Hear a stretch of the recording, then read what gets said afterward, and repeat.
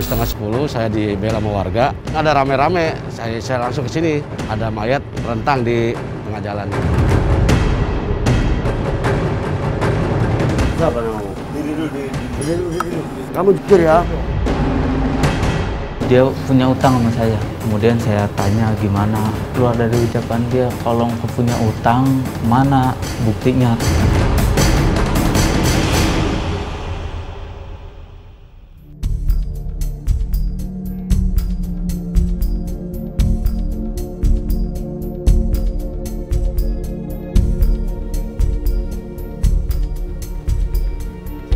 Selamat malam rekan-rekan. Malam ini kita dapat informasi bahwa telah ditemukan bandeng. Lokasinya di Bayur, Kecamatan Priuk. Kita langsung bagi dua tim saja. Tim pertama dipimpin Panastain, olah TKP, kemudian langsung pengejaran pelaku.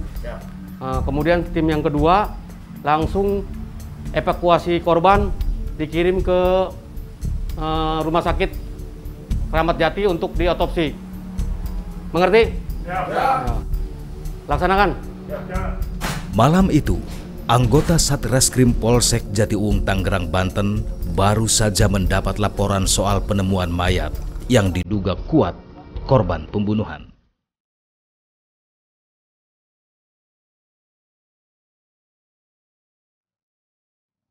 Tim kemudian menuju lokasi penemuan di Kampung Bayur, Kecamatan Priuk, Kota Tangerang.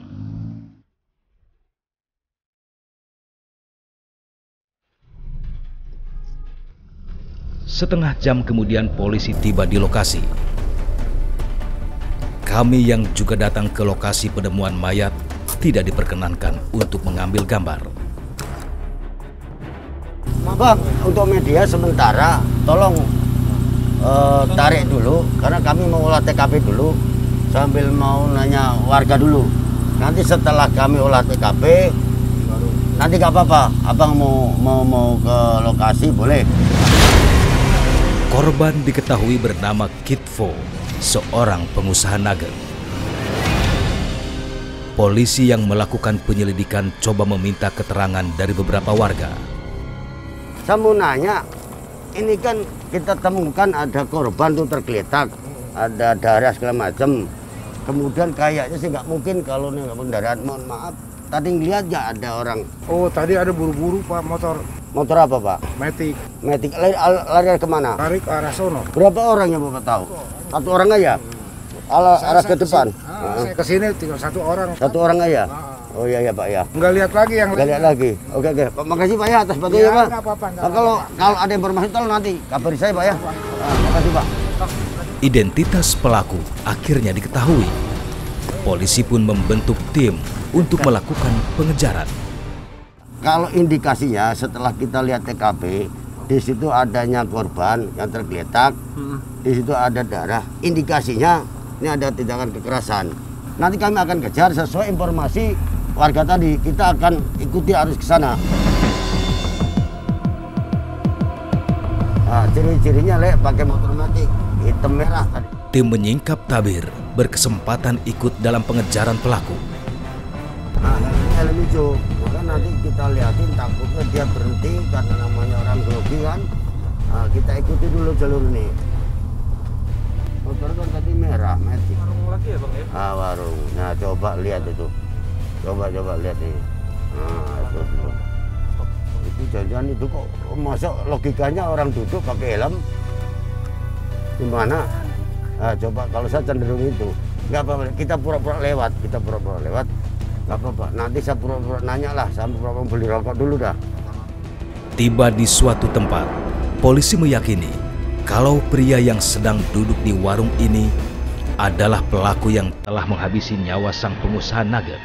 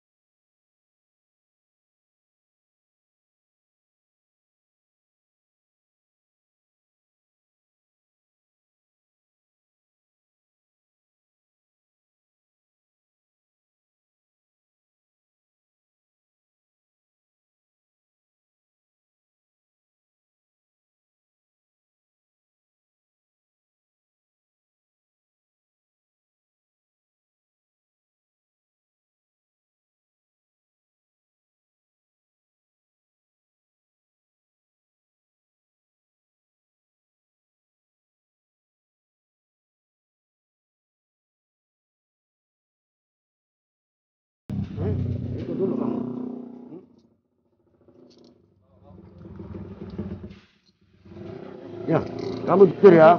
Kamu jujur. Ya.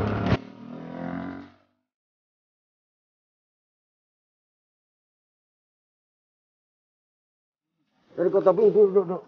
Ya. Udah bawa ke polsek aja dulu Gini kita. aja ya, kamu jujur ya. Karena Jejen akhirnya dibawa ke Polsek Jatiuwung. Jujur, motor siapa? Kamu habis ngapain? Hah? Udah ngomong aja baik-baik. Habis ngapain? Dari mana? Motor siapa? Motor semua darah semua itu. Lu Motor siapa? darahnya. Kok deg-degan begini kamu? Jujur aja. Motor Jujur. siapa? Tanganmu juga darah semua Jujur. masalahnya. Jujur kamu. Namanya siapa namamu? Motor siapa? Namanya siapa? Kok? Namamu siapa? Motor bos, Pak. Motor bos lu mana sekarang? Habis kamu bosnya di mana? Kamu apain? Saya getok, Pak.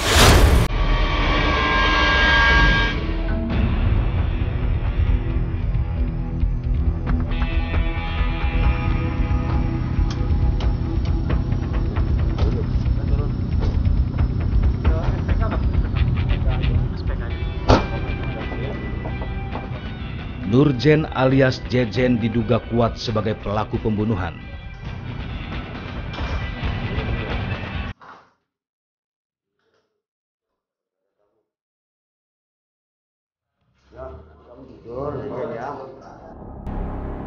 Ia terus dicecar pertanyaan oleh polisi. Sampai akhirnya Jejen mengakui perbuatannya. Kamu pukul pakai apa atau kamu tusuk pakai apa?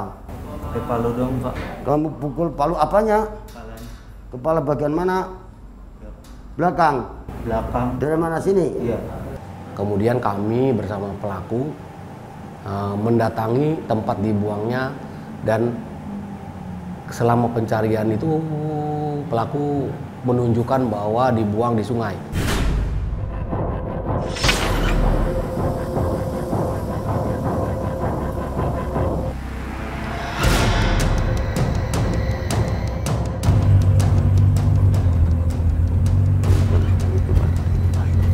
Simpan lagi, Pak. Yang ada jembatan. Di sini. Udah stop, Pak. Di sini ya. Oh itu tuh di sini nih, sini. Oh ada pohon. Oke. Oh di sini ya. Nanti kita cek beneran ya.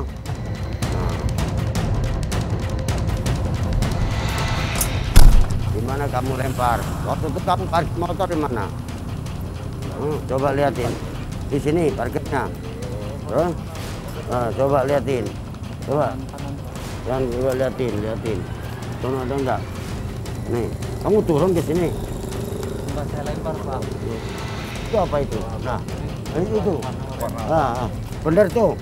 Tak butuh waktu lama untuk mencari palu yang digunakan oleh Jejen untuk melakukan pembunuhan. Benar yang ini? Iya, Pak, benar. Bener ya? Ini yang untuk getok. Bener. Kamu getok pakai ininya. Pakai ininya. Ini bener palunya pakai. Oke. Sip.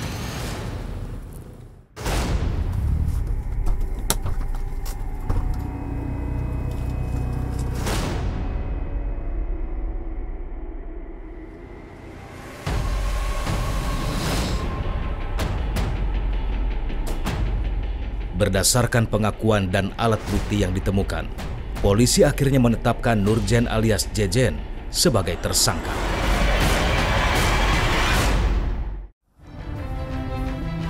Keesokan harinya, tim menyingkap tabir berkesempatan untuk bertemu dengan Nurjen alias Jejen. Jejen pun menceritakan apa yang ia lakukan terhadap mendiang bosnya.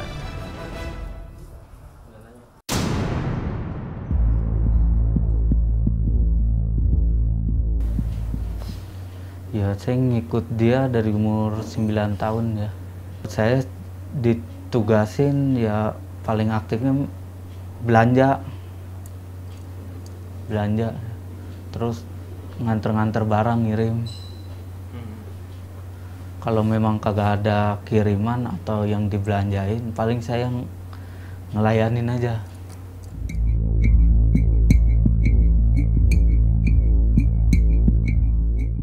Karena saya kesel dia ngilangin motor saya, motor Satria itu saya boleh kredit kan, lalu kagak diganti sama dia.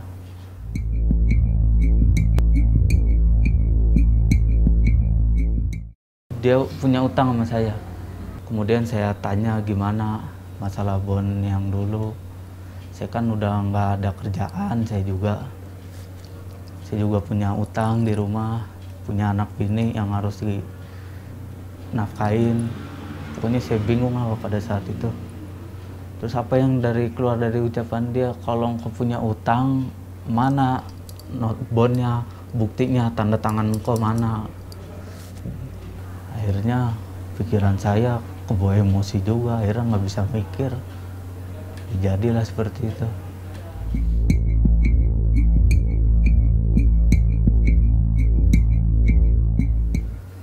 Ya saya datengin dia ke pasar, ke tempat usaha dia. Saya alasan dengan minta anterin dia ke rumah teman. Lalu dia mau, ya udah menuju TKP yang saya sudah arahin. Motor jalan pelan-pelan. Lalu saya tanya kan ya, permasalahan bon saya lagi. Ternyata jawabannya masih sama. Jadi situ saya udah kesel bener. Berarti orang ini udah keras kepala.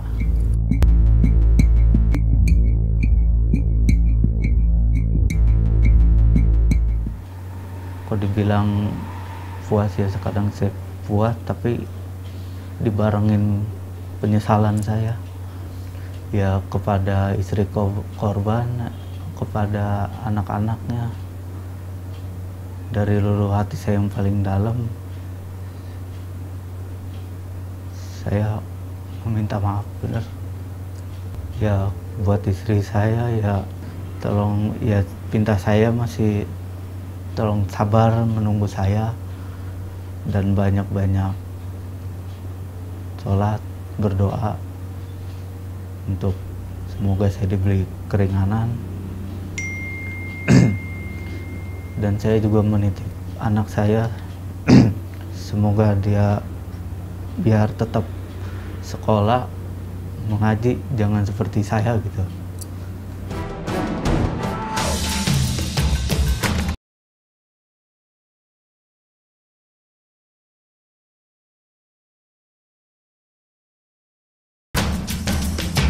Peristiwa nahas yang menimpa Kitfo, pengusaha nugget di Jatiuwung, Tangerang, Banten, terjadi pada pertengahan November 2020.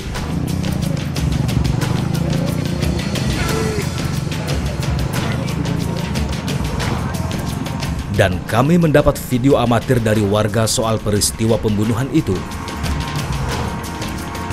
Saat ditemukan kondisi Kitfo cukup mengenaskan. Bagian kepalanya berlumuran darah. Jadi memang pada saat ditemukan di TKP, anggota kami melihat bahwa laki-laki ini, korban ini tergeletak bersimbah darah, khususnya di daerah kepala. Itu sekilas memang kepalanya bocor, kemudian juga ada tas selempang, ini yang kami duga awalnya adalah milik korban. Di tas korban tersebut masih ada identitas korban, itu lengkap, dompet, kemudian dari dompet itu ada KTP, dari KTP itu diketahui bahwa warga ini berinisial KF dengan usia kurang lebih 42 tahun.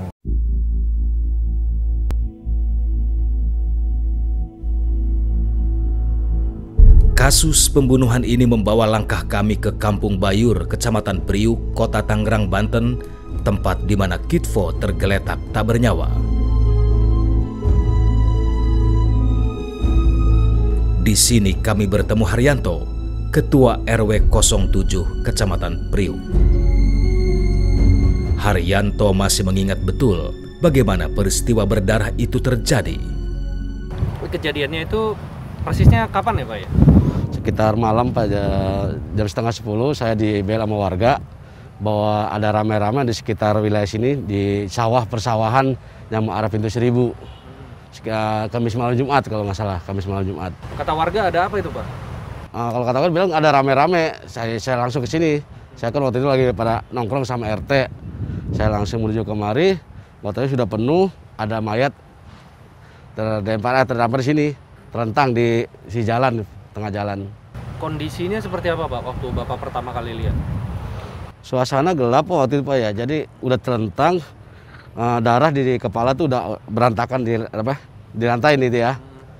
Kalau wajah kayaknya udah nggak ada wajah ininya orangnya udah nggak ada ini. Mukanya kelihatan masih Pak? Muka kelihatan, namanya orang putih masih kelihatan ya Pak. Ya. Itu Bapak kenal nggak Pak? Saya nggak kenal, itu bukan warga sini Pak. Kalau malam seperti apa Pak kondisinya Pak?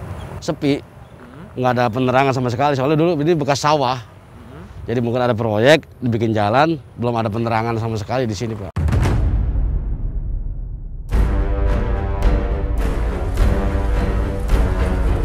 Nurjen alias Jejen, pemuda 23 tahun ini sudah tak bisa lagi menghirup udara bebas. Sejumlah alat bukti dan saksi menguatkan polisi untuk menjadikannya sebagai tersangka pembunuh Kitfo, sang juragan nugget. Dari pelaku, kami mengamankan beberapa barang bukti, diantaranya palu yang dia gunakan sebagai alat, kemudian pakaian yang digunakan saat melakukan aksinya atau melakukan perbuatannya, kemudian ada sepeda motor, itu yang kami amankan dari pelaku.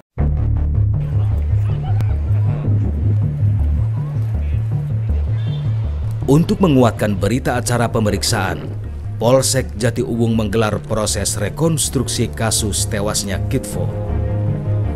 Ada 28 adegan diperankan oleh tersangka Nurjen alias Jejen. Mulai dari Jejen dibonceng sepeda motor oleh korban, hingga peristiwa pemukulan yang mengakibatkan tewasnya Kitfo. Kitfo langsung rebah setelah kepalanya terkena hantaman palu. Dalam keadaan kritis, pengusaha nugget ini pun ditinggal pergi dan akhirnya meregang nyawa.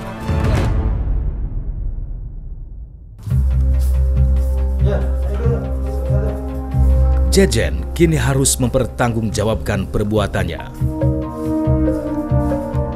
Ia pun terancam hukuman berat. Terhadap pelaku kami kenakan pasal 340 karena memang pelaku ini memang sudah merencanakan kapan, di mana, menggunakan apa, dan saat seperti apa akan menghabisi korban. Ini terlihat dari hasil BAP dan rekonstruksi. Tentunya dengan pasal 340 yang kami kenakan itu pidana paling lama adalah 20 tahun.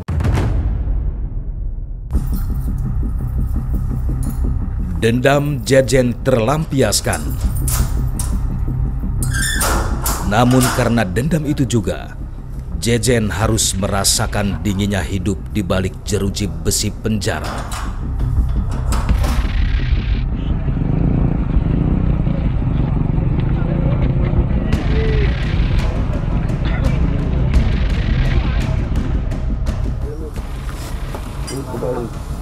Siapa namamu? Diri dulu. Diri. Dalam bukan dulu. Berikan itu. Untuk geledah. Kabut bau. Siapa? Tinggal. Kamu orang mana? Tinggal di mana?